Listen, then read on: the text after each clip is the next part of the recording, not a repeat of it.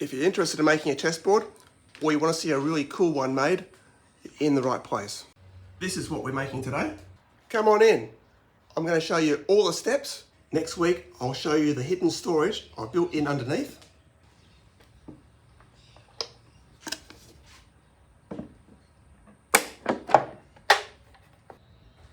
So don't forget to subscribe and don't miss out. I'm using this old strip of ironbark and these old cypress pine floor joists cut sideways. I'll get 3 strips. This piece was pretty rough and I needed to clean it up with the planer, but if it wasn't for that, the whole project could be done with a table saw and hand tools. This width determines the square sizes, and here's a lookup table if you want to press pause to calculate your own. My square size has been made 1.5 inch.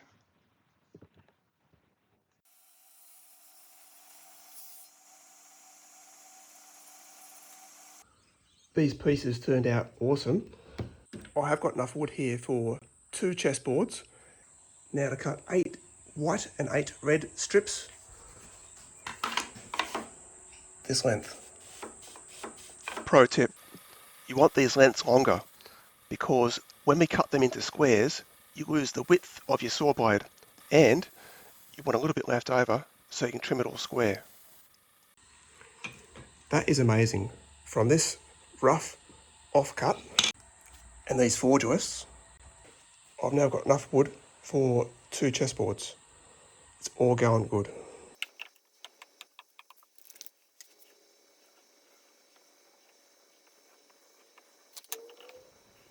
Make sure you've got good glue coverage here and you've clamped it square and flat.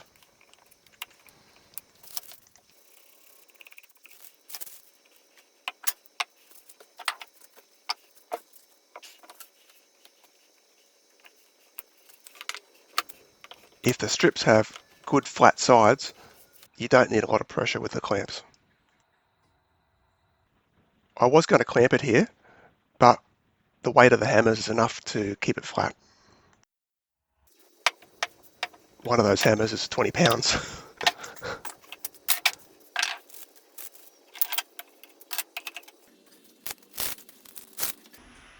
That is beautiful. Squaring the first edge. Some guys like to make the outside edges wider to allow the board to be trimmed to final size, but I found that too complicated and unnecessary. I'm going to trim this piece of wood to find the edge of the saw blade. My saw fence is broken, so I've decided to do this step with my sled, but there'll be some dangerous unsupported cuts at the end, so I'm making a jig. This is a jig from my last project, and I've added this arm, put a bicycle inner tube on there, and that will grip the workpiece. I'm going to use this offcut to measure the width of my cut and to position the jig.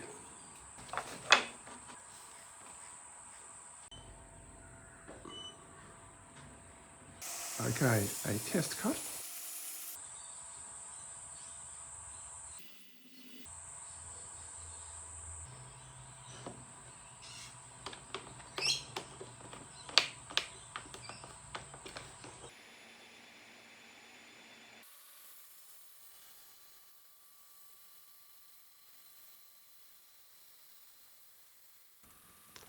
A little bit of overkill, but as you can see, it works perfectly. Holds the workpiece securely, cuts it square, and then allows you to reposition the workpiece to cut the exact same width cut for perfect squares.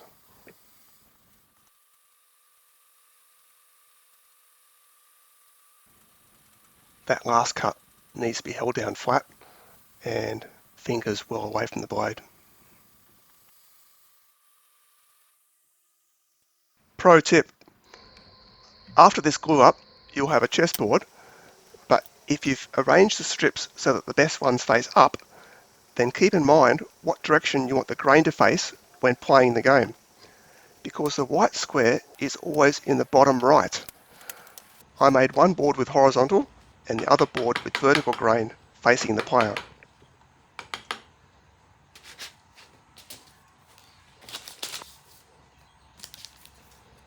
Make sure it's square, and the corners of the squares should all touch, line up.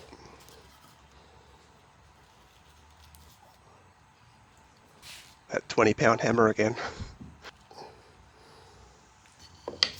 Again, you don't need a lot of clamping pressure here, but you do need to put pressure evenly across the board so that you don't push one side in more than the other, because that'll put it out of square.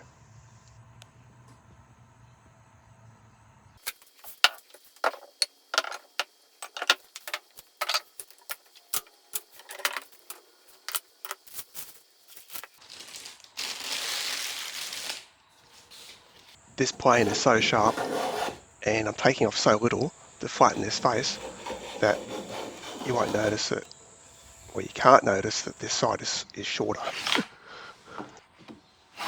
Nearly every chessboard video uses a drum sander machine to do this step. If you've only got a sharp hand plane and a standard hand sander, then that's all you need. This plane I restored in my last video, and it's a beauty. Check it out.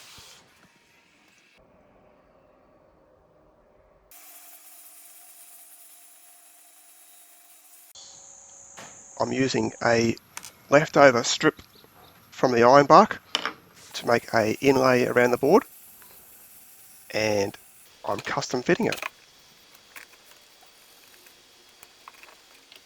I'm trying this trick with the tape to position the pieces on the sides and then peel it back slightly, glue it,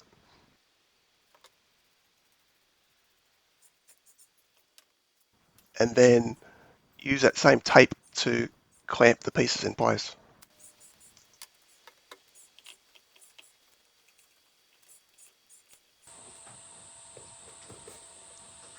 And it worked.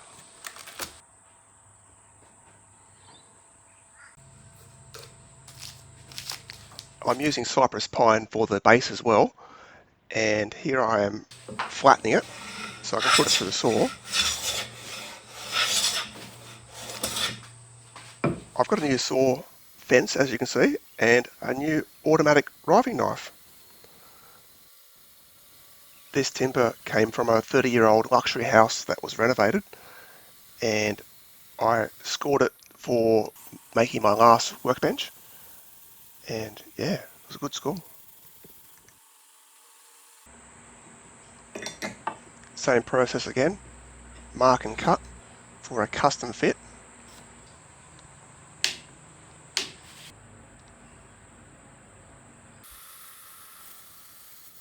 Tape stops the tear out. Yeah, that's perfect. I need to clean up this edge before I assemble it and plane it flush. This is my favourite number 3 that I restored in the last video. Oh yeah, I already mentioned that. I'm assembling it this way because I don't want to permanently mount the board, not just yet. I want to keep my options open.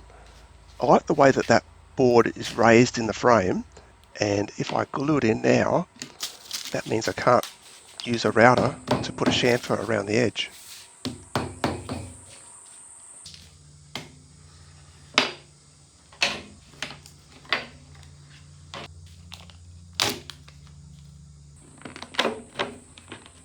My plan worked.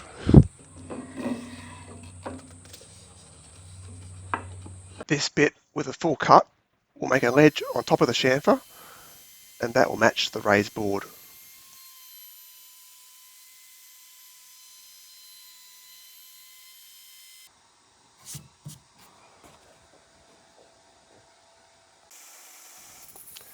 Corner splines using a contrasting wood are a really nice touch, and this picture frame spline jig of mine makes that a breeze.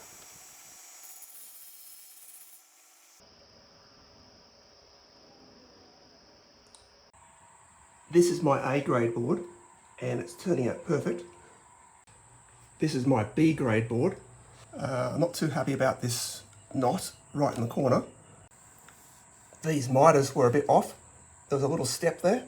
So what I tried to do, very stupidly, was to use a belt sander just to flatten it out. Lazy. And I created this huge divot down here. My first idea was to go freehand with the belt sander some more and do a freehand curve on there. It'll take longer, but it'll be safer and more satisfying to use the hand plane.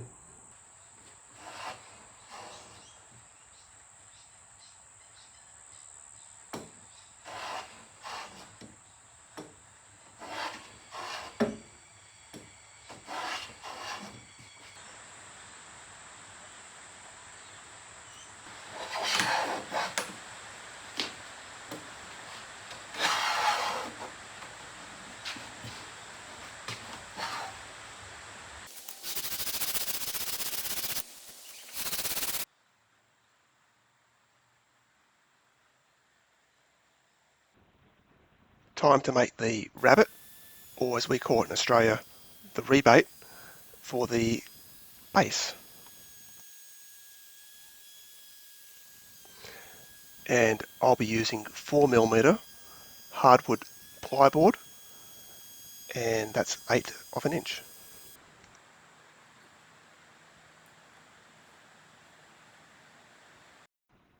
The saw blade makes a 4mm wide cut, that's the kerf, and I've got this 4mm plyboard, and I was going to use that for the splines, but I've got a bit of this red iron bark left over, and I reckon it'd be really cool to use that. But it's going to need a fair bit of work to get it into those spline shapes.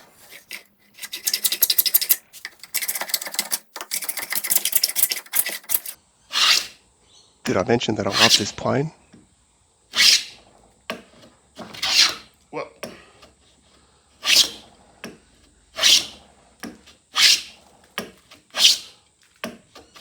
that's one side flat.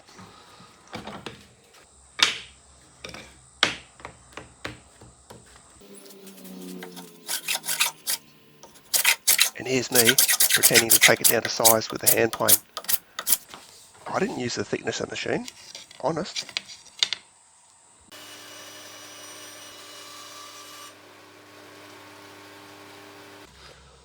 One thing I do need the hand plane for is to make this edge completely flat.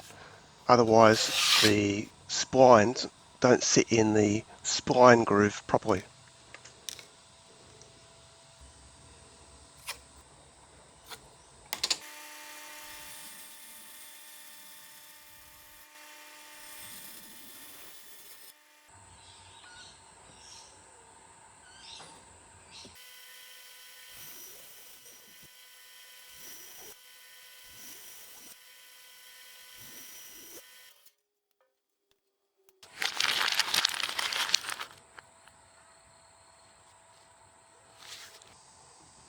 Epoxy is the glue of choice here.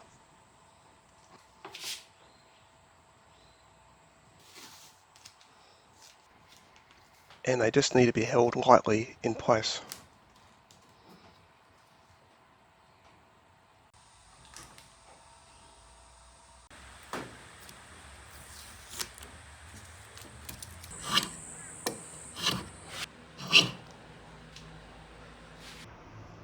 That is a nice end grain shaving. And the joint cleaned up nice. This sheet is way too big for the table saw, and cutting it this way is perfect. A shot glass was the best thing I could find to make this radius, and then feed it to my very hungry belt sander. The wood has some deep cracks through this area, and that's caused the edge to splinter like that, and rather than try and fix it, I'm just going to remove it completely, make it flush.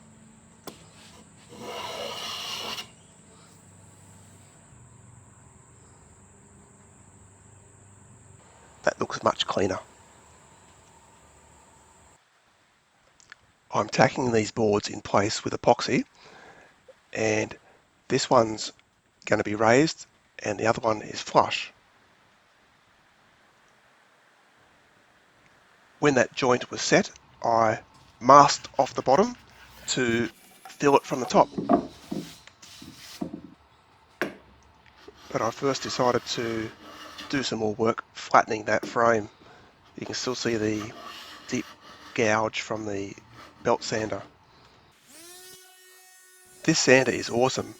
I'm using a coarse grit and it makes short work finishing the top flattening.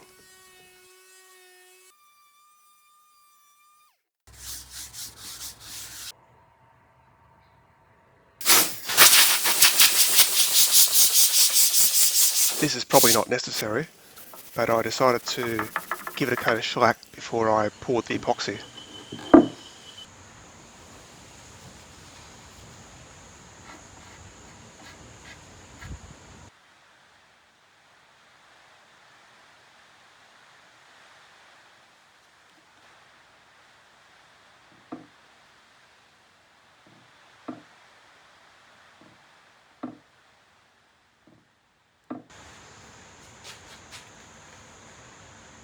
All gaps and defects are filled. I just had to put extra on the edges where the board joins the frame. I don't actually want an epoxy finish on the surface, so I'm now taking it back to bare wood to finish it how I like. BLO. It does make the wood darker, and some people don't like that, but you've got to admit, it really does make it pop. And all it needs now is just a couple of coats of shellac.